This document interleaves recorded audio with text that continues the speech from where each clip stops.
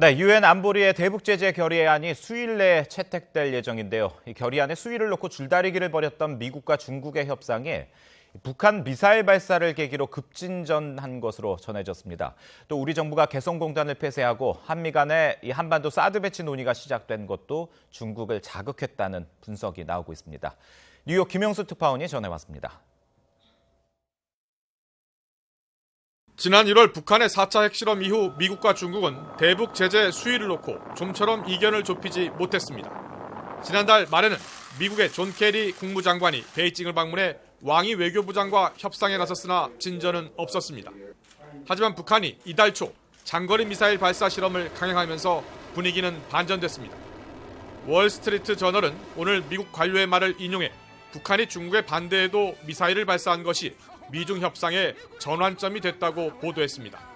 실제로 중국은 이달 초 우다웨이 외교부 한반도 사무특별대표가 북한을 방문해 추가 도발 자제를 요청했으나 북한은 불과 며칠 만에 미사일을 발사했습니다.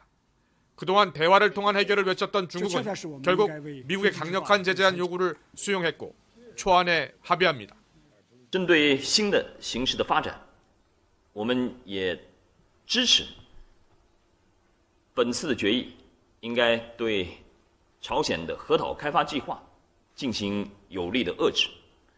한편 한국과 미국 정부가 북한 제재에 대해 전례 없이 단호한 태도를 보인 것도 중국의 태도 변화를 유도했다는 분석도 나오고 있습니다. 박근혜 대통령이 개성공단 폐쇄를 결정하고 한국이 미국과의 고고도 미사일 방어 체계, 즉 사드의 주한미군 배치 논의에 착수한 것은 이번 사태에 대한 심각성을 중국에 환기시켰다는 분석입니다. 이처럼 북한의 거듭된 무리수와 한국과 미국의 단호한 대응이 중국의 태도 변화에 영향을 미쳤다는 분석은 미국에서도 설득력을 얻고 있습니다. 다만 중국이 제재 이행 단계에서도 진지한 태도를 보일지에 대해서는 여러 가지 전망이 나오고 있습니다. 뉴욕에서 YTN 김영수입니다.